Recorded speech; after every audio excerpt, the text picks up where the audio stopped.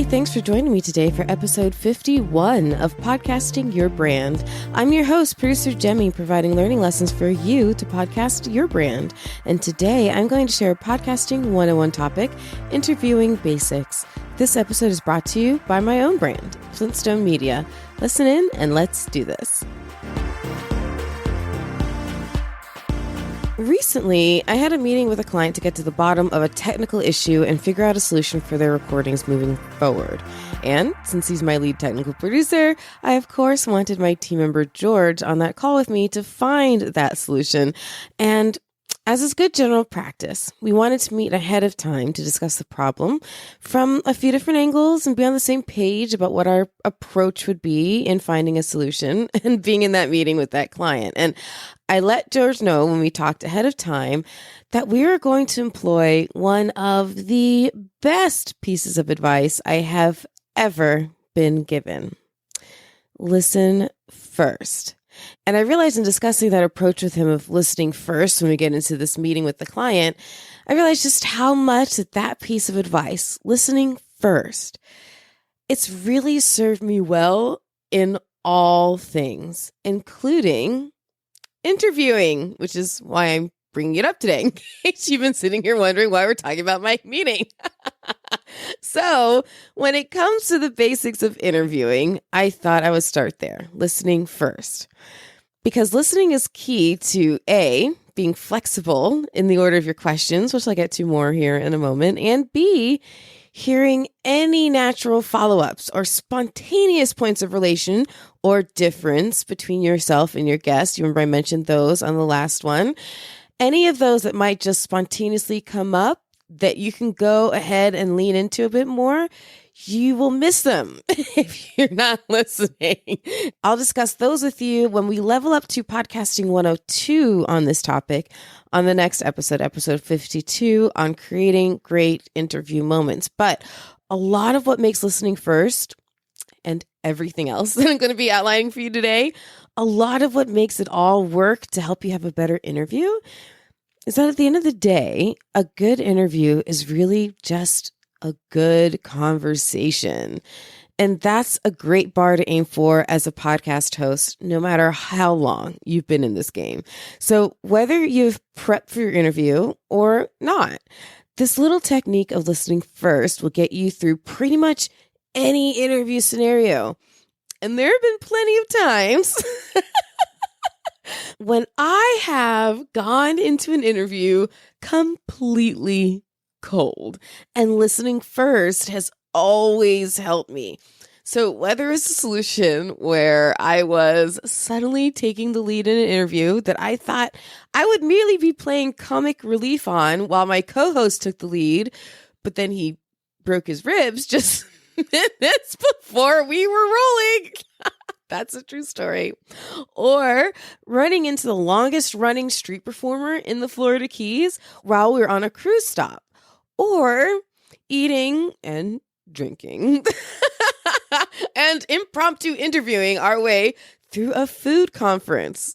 Okay, so all of those are from my old show, Finding Florida, but they are all times when I never knew who I was interviewing next. And so prepping was impossible. And I went in completely cold, and listening first always saved the day. So my number one tip is always going to be listen first. And my number two tip, which I'll admit right off the bat, is a lot harder for me. It's the harder one of the two for producer Jemmy, okay? And that is to listen twice as much as you talk. I love to talk, so it's hard for me, but it's a great tip. Listen twice as much as you talk. Okay, now those two initial tips about listening, now on the top of your mind, let's go through the basic steps of the process of interviewing a guest. And as a quick review from episode 49, once you connect with your guest, you'll have a little bit of a pre-show meeting, a little chat, kind of like get your bearings with each other, right? But you'll want to end that pre-show meeting with a few quick pre-recording notes for them. So first, hit record and let your guests know that you have hit record. Then dive into that spiel. And as a review of what that sounds like, number one, I'll do an introduction and bring you in. That puts them at ease in the beginning and relieves them of the uncertainty of not really knowing when to start talking. They know they have to wait. Oh, they're introducing me now. Okay, I'll hush. Number 2, if there's anything you'd like to start over and say differently or have us take out altogether, you can say cut. You meaning the guest, okay? Because maybe they'll want to say cut. I can honestly tell you, in the many years that I've been doing this, it's hardly ever happened, but it puts them at ease just knowing that they can. Number 3, I may say cut, I meaning you. I may say cut for a technical issue. And you want to say that up front, because if you do say cut, you don't want it to completely catch them off guard, but you also want the freedom to feel like you can say cut.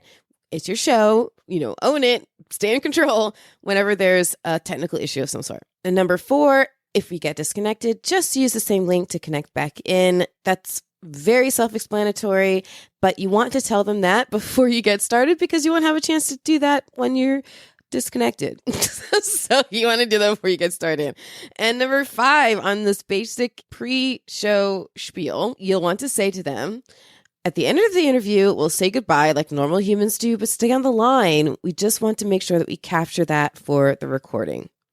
And the reason you want to tell them that is because you'll want your listeners to hear that end of the conversation, but you don't want your guests just disappearing and thinking that you don't want to chat with them after you're done recording. So you want to say that. And there's one more that I want to add to this list in this episode. And I've mentioned it before, but not wrapped up within this context. So number 6, you'll want to let your guests know before you start the interview that there will be an opportunity for them to promote whatever it is that they want at the end of the interview. And this is so important because you don't want them to keep trying to shoehorn it and shove it in the conversation about their book or their course or their workshop or whatever, right? And make it feel super unnatural or turn it into a sales pitch for your listener. You don't want that, okay? You want it to flow naturally. So you don't want them to unnaturally shove that kind of thing in the middle. So letting them know before you even get started that they'll have a total opportunity to do that at the end puts them at ease. Then just count yourself in. Say, this is episode number blah, blah, blah of my epically awesome podcast with such and such guest. 3, 2, and 1. And get started.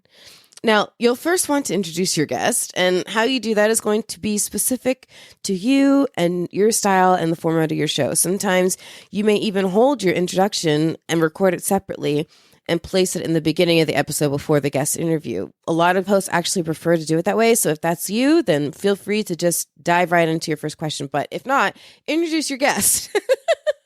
And either way, in that introduction, you want to at least say their name and give context that makes it clear to your listener why they're your guest. Something as simple as, so-and-so, a vet from thus and such animal rescue facility, if your show is about animal rescue, or so-and-so, a professor of law at thus and such university, if your show is about tips for making it through law school.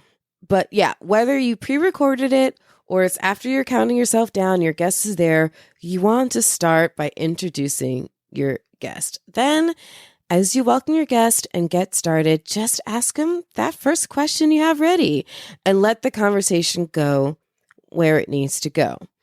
So, remember everything I was saying a few moments ago about listening being so super key?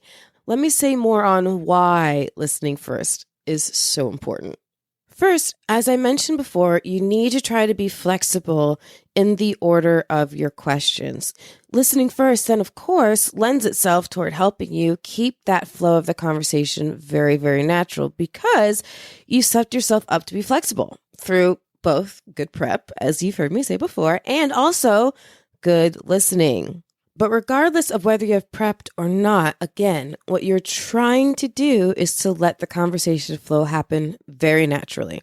You may have written down an order to your question or to the groups of questions, as I shared on the last episode is more my strategy. I kind of group my questions by like topic or area of conversation, but you really want to be present and you really want to keep in mind where the conversation would most naturally point to next. let what has just been said in the conversation lead to what's next to be said or to be asked by you in the conversation. And you want to do so by thinking about what your listeners would be asking or bringing up next. Remember, always keeping them top of mind. Turn that curiosity knob all the way up. Or another random visual is to unlock those curiosity doors and let the natural questions just fly. I mean, if this conversation was happening at a restaurant, a bar, a coffee shop, or a party, what would you say? What would be the next thing you would naturally just say? What would you normally open your mouth and say or ask in that conversation? As much of an art and craft as interviewing can be, it truly is also that simple. Have you ever experienced that sitcom or movie cliche where someone's mind drifts off in the middle of a conversation while the other person's talking? Something has triggered a childhood memory, or something that the person said has helped them suddenly figure out all the pieces that they needed to put together, or some other dramatic thing. Like, I know I've had that happen, especially if I was at some awkward company mixer or something like that back in the day. My mind usually drifted off to what's my next escape plan, like any escape plan to get out of this. I was never very good at company mixers, but that's besides the point. I'm sure you've had a moment like that at least once in your life. That moment when your present mind brain realizes you've just been asked the same question 3 times because the person realizes you're not listening. And there's been a pause in the conversation that you were supposed to fill with an answer, and it's been going on way too long. How does that feel when you're suddenly zapped out of wherever the heck your brain has drifted off to, and you're just like pulled back into the present time, and you're like, oh crap, I wasn't listening. It feels super awkward, right? Same thing happens when you're a podcast host. The conversation grinds to a screeching halt and no one really knows what's going on.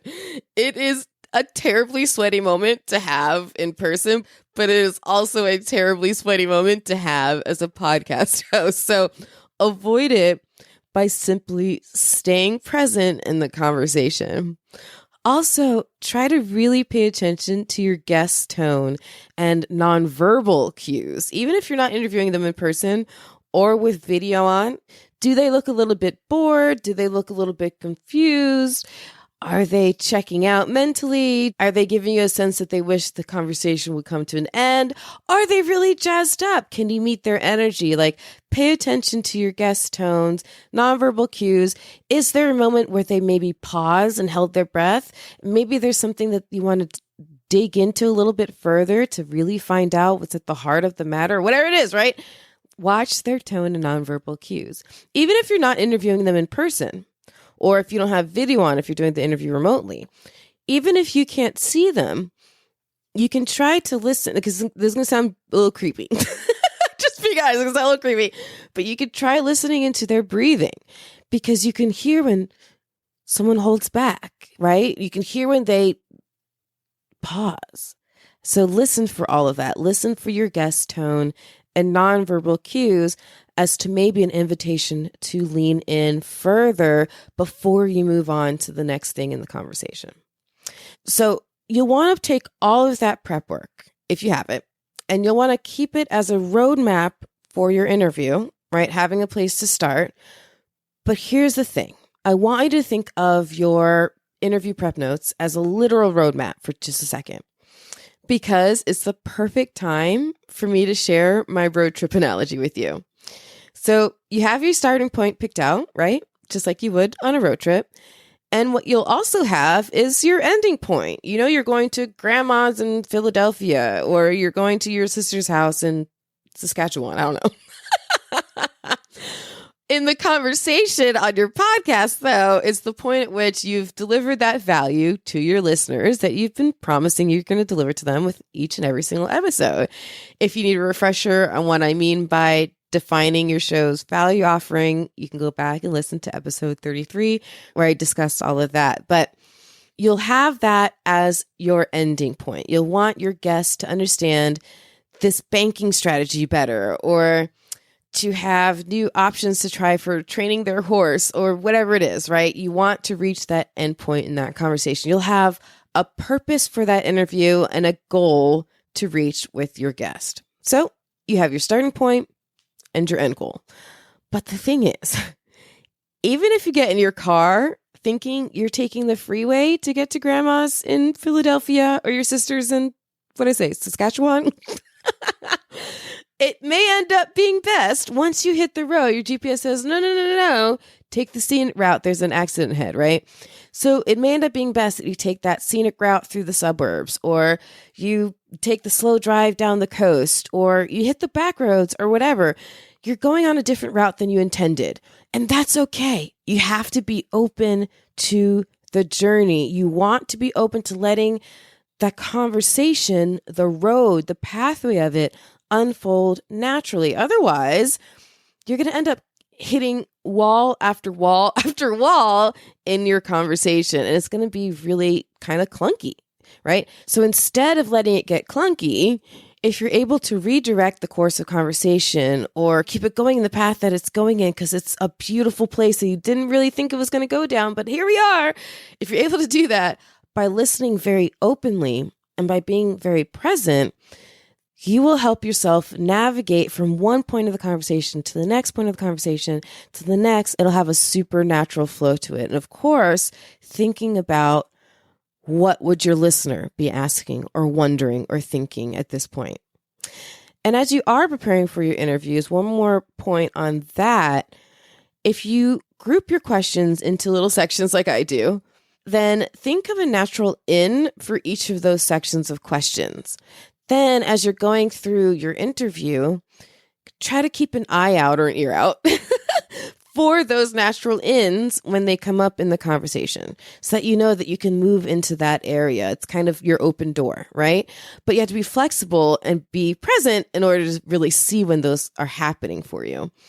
And when you become more practiced, the more you podcast, you'll start to begin to figure out how to actually guide the conversation from one area to the other by placing those open doors. And I'll give you more insight into that when we level up to 102 in the next episode.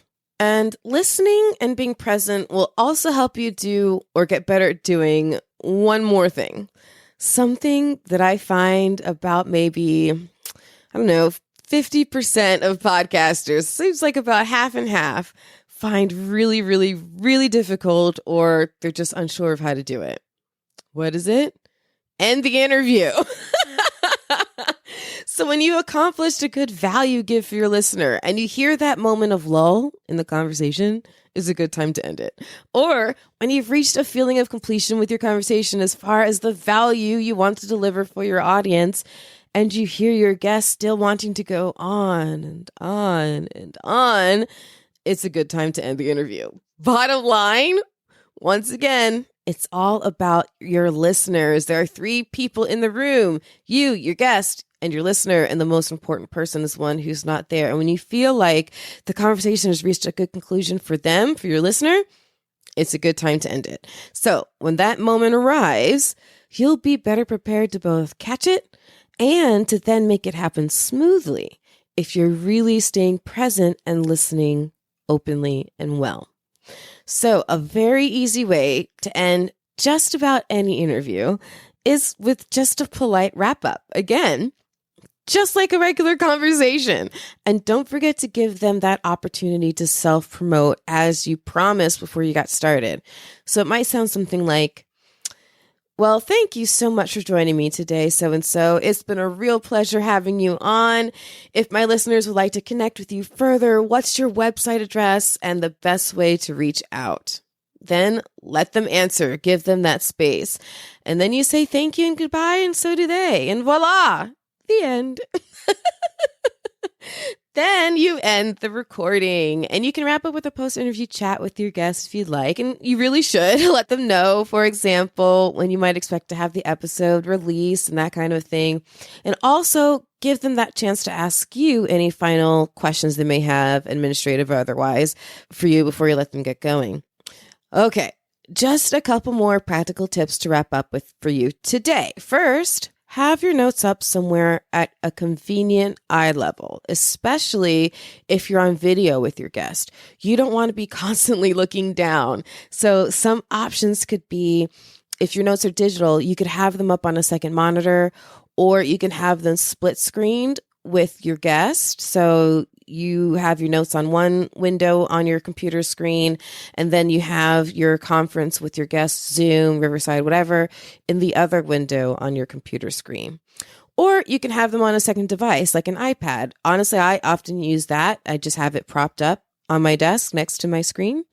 And if your notes are on paper, then you can have those propped up at eye level next to your screen as well, on notebook or whatever. If you're a much simpler interview prepper with just a few things jotted down, then don't overthink this part. A little post-it note or a piece of paper on your desk is just fine, because you'll only need to look down a couple of times.